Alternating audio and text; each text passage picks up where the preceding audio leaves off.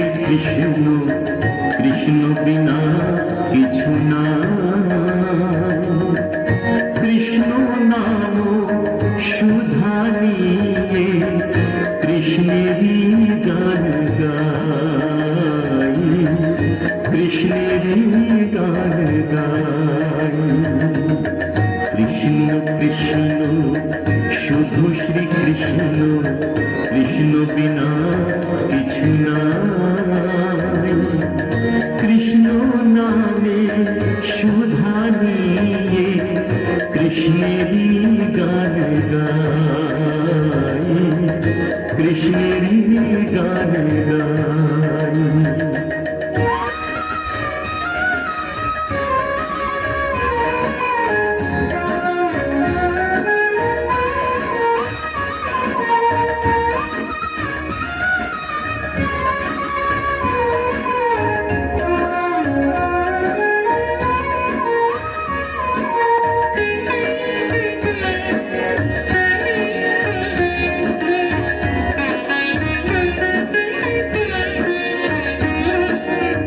নয়নে নয়নে কৃষ্ণ শ্রীরূপ, শয়নে স্বপনে হেরি।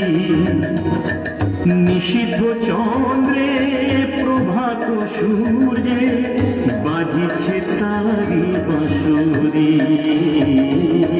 বাজিছে তারি বাঁশুরি।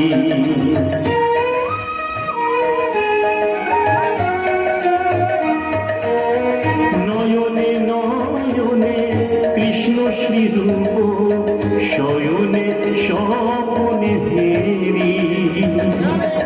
নিষিদ্ধ চন্দ্রে প্রভাত সূর্যে বাজিছে তারি বাঁশুরি, বাজিছে তারি বাঁশুরি। কৃষ্ণ কৃষ্ণ শুধু শ্রী কৃষ্ণ, কৃষ্ণ বিনা কিছু না। কৃষ্ণ নাম সুধা নিয়ে কৃষ্ণেরই গান গাই, কৃষ্ণেরই গান গাই।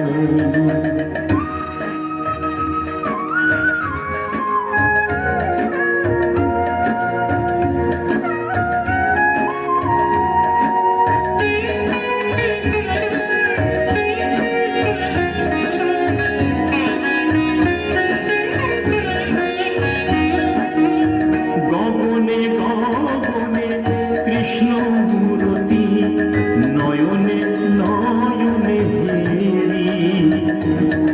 শৈল চূড়াতে সাগর সলিলে তুমি যে শঙ্কাহারি, তুমি যে শঙ্কাহারি।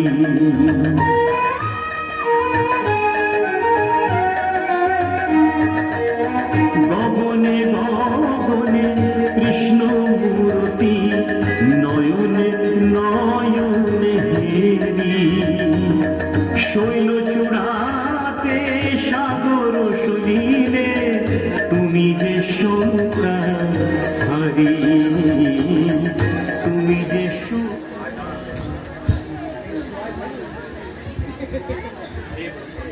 হে ব্রহ্মর্ষি, আপনার কাছে আমার প্রশ্ন। একজন মৃত্যু পথযাত্রী পুরুষের মোক্ষ প্রাপ্তির জন্য আমার করণীয় কি?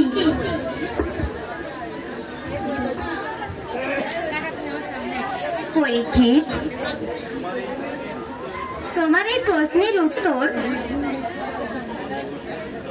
তোমার এই প্রশ্নের ভিতর লোক লুকায়িত আছে।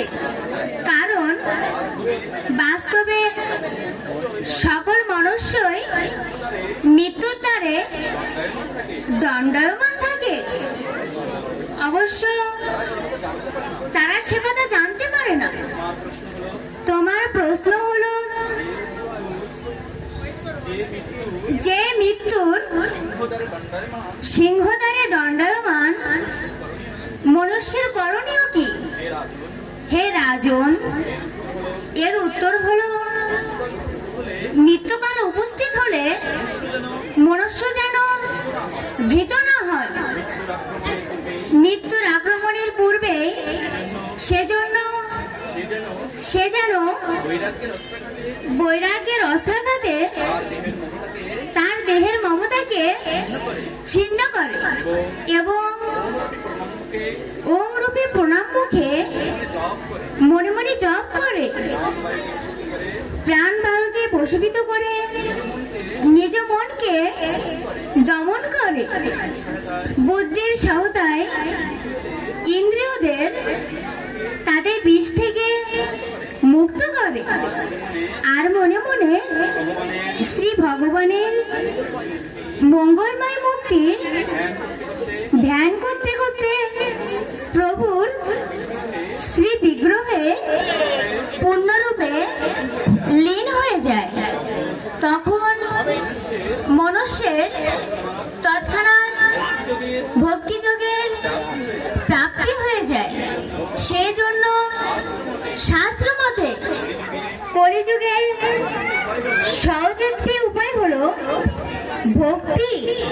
তাই রাজন, আমি তোমায় ভাগবত পুরাণের গল্প শোনাবো, যা ভক্তিরসের এমন এক গঙ্গা, যা কোনো প্রাণী একবার যদি তাতে অবগাহন করে তবে সে সেই ভক্তিরসের নদী থেকে কোনোদিন উঠে আসতে চায় না।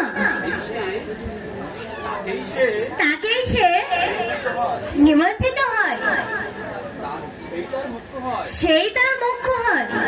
তুমি শ্রী ভগবানের পরম ভক্ত, সেজন্য আমি তোমাকে সেই ভগবত কথাই শোনাবো, যাতে ভগবান শ্রীকৃষ্ণের সব লীলার বর্ণনা আছে। তোমার অন্তিম সময় কৃষ্ণ নামামৃত সেবনী সহায় হবে। দাপরের অন্তে এমন সময় এলো যখন ধরণীর সকল আসরিক শক্তি একত্রিত হয়ে গিয়েছিল। সেই সময় অসংখ্য দৈত্যের দল নিষ্ঠুর রাজপুরুষের মতো রূপ ধারণ করেছিল। নিজ পাপের ভরে পৃথিবীকে আনত করে রেখেছিল।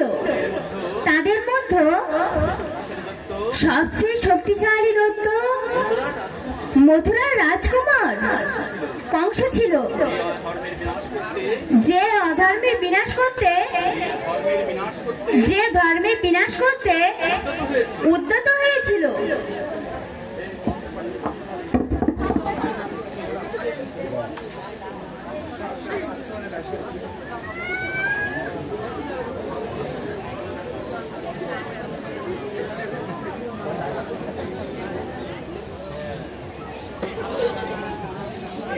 ये क्या रवि लोग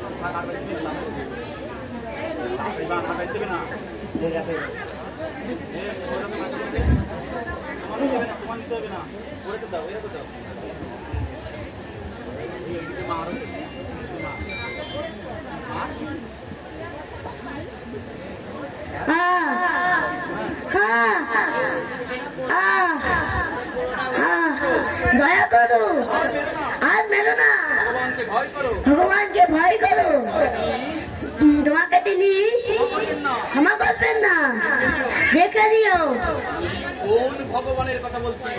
তুই কোন ভগবানের কথা বলছিস? এই ভগবানকে যে ভগবানকে বেলপাতা দিয়ে ফুল বেলপাতা দিয়ে করে সময় নষ্ট করিস? পূজা করে সময় নষ্ট করিস? ডাক তোর ভগবানকে। ডাক তোর ভগবানকে। দেখি কত শক্তি তার কত শক্তি। মনে রাখিস। মনে রাখিস, এখানকার ভগবান এখানকার ভগবান আমি। আমিন। তোরা এখন থেকে তোরা আমার পূজা করবি। আমার পূজা করবি।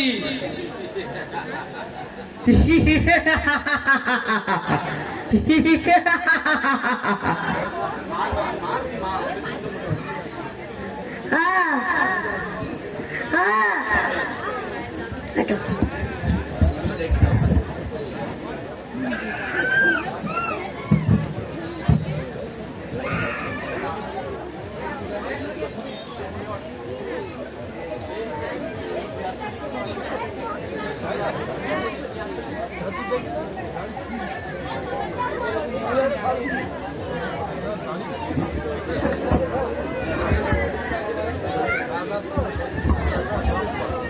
সবার অত্যাচারে তাদের সবার অত্যাচারে পীড়িত হয়ে মাতা ধরিত্রী মাতা, দেবরাজ ইন্দ্র, সহ দেবগুরু বৃহস্পতি সহ দেবতাদের আরো অন্যান্য দেবতাদের সহায়তার জন্য ব্রহ্মাদেবের কাছে গেলেন।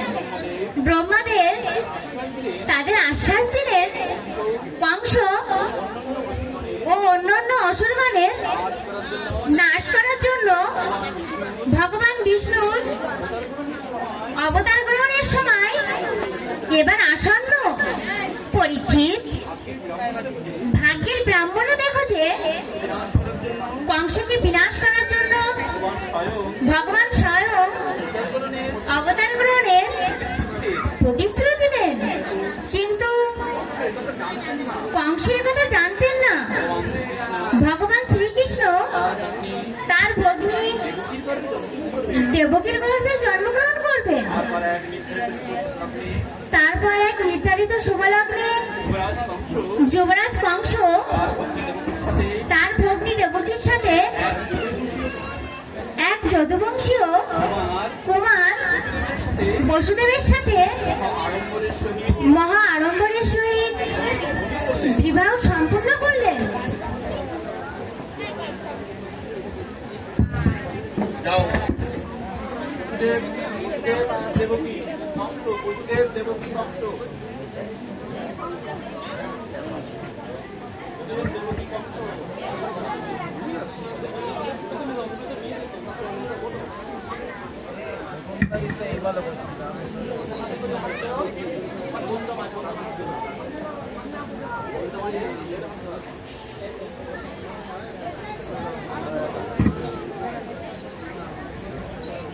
হে মূর্খ কংস, হে মূর্খ কংস, হে মূর্খ কংস, হে মূর্খ কংস।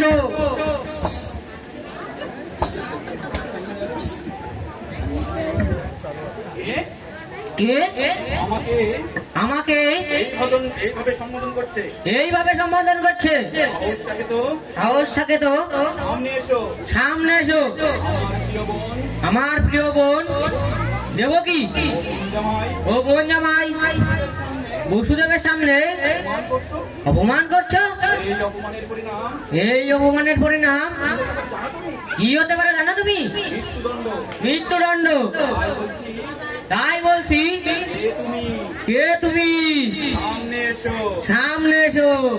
ওরে মূর্খ কংস, তুই তোর নিজের চিতায় অগ্নি সংযোগ করছিস। মূর্খ কংস, হে মূর্খ কংস, তুই যাদেরকে পরম আনন্দের সাথে নিজের সঙ্গে নিয়ে যাচ্ছিস, সেই তোর প্রিয় বোন দেবকীর অষ্টম গর্ভ সন্তান তোকে হত্যা করবে। এই অষ্টম গর্ভ তোর কাল হবে, তোর কাল হবে, তোকে হত্যা করবে, তোকে হত্যা করবে। আমার কাল আমাকে হত্যা করবে? দেবকীর অষ্টম গর্ভ আমাকে হত্যা করবে দেবতারা দেবতারা আর ভয়ে কম্পিত হয় যার ভয়ে কম্পিত হয় কিনা আর কি না বিরাষ্ট্র গর্ভের সন্তান দেবকীর অষ্টম গর্ভের সন্তান আমাকে হত্যা করবে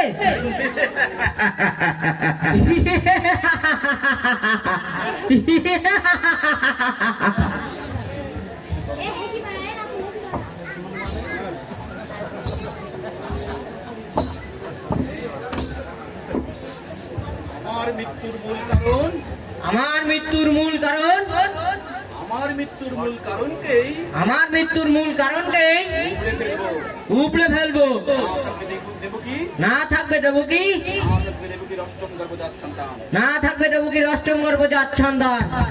এই কথা বলার পর কংস তার নিজ বোন দেবকীকে হত্যা করতে যাবেন।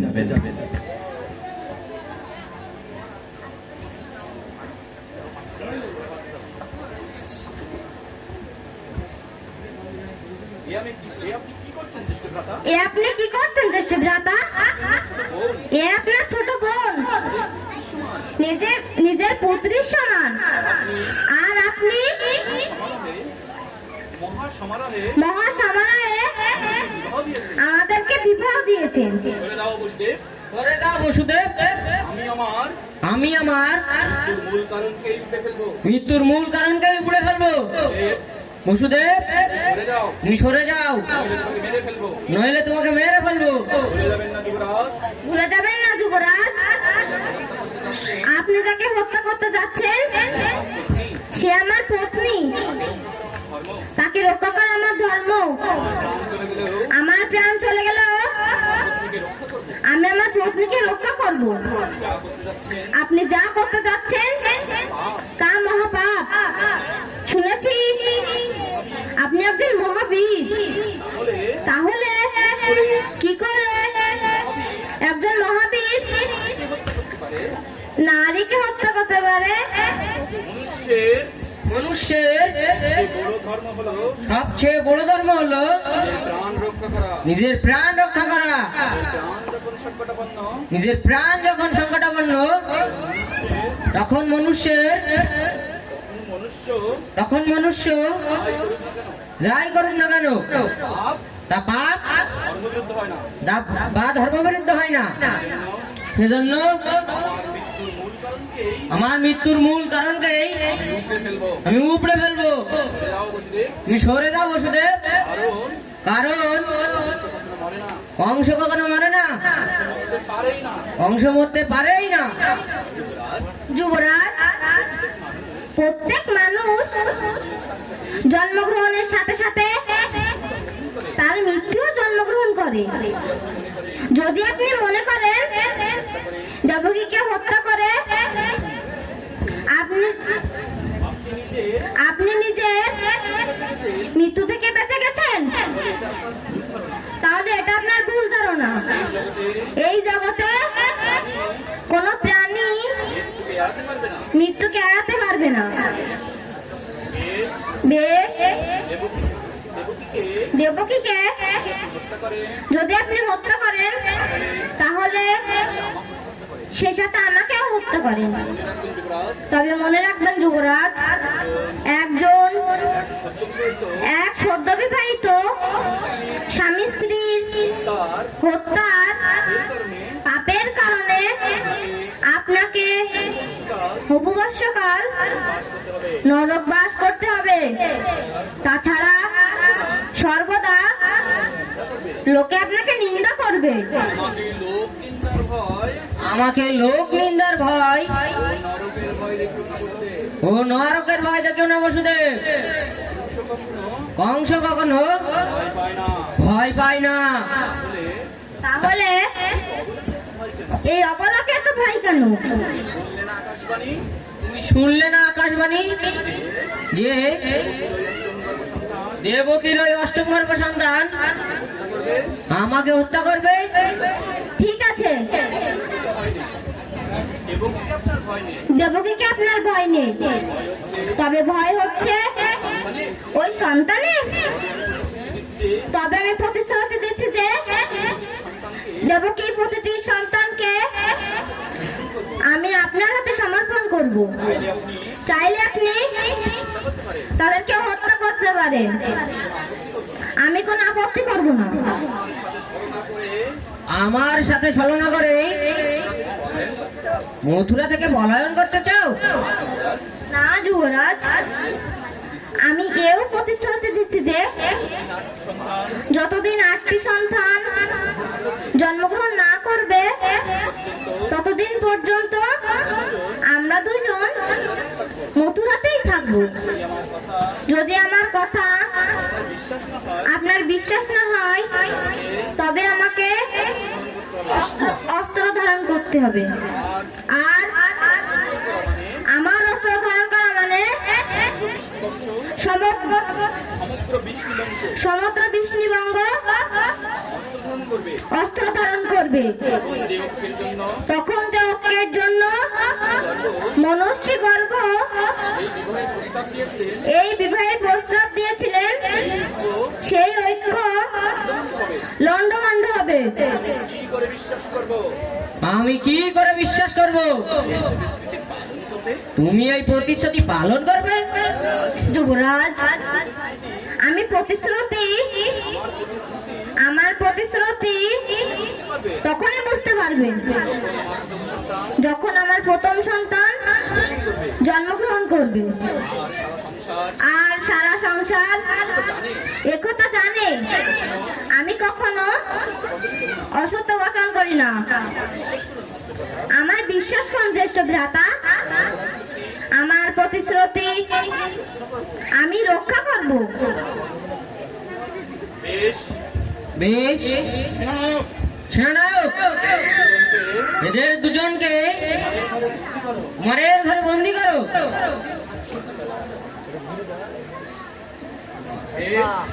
বেশ, সেনানায়ক, এদের দুজনকে কুমারের ঘরে বন্দি করো আর তার চারপাশে কড়া পাহারা বসিয়ে দাও।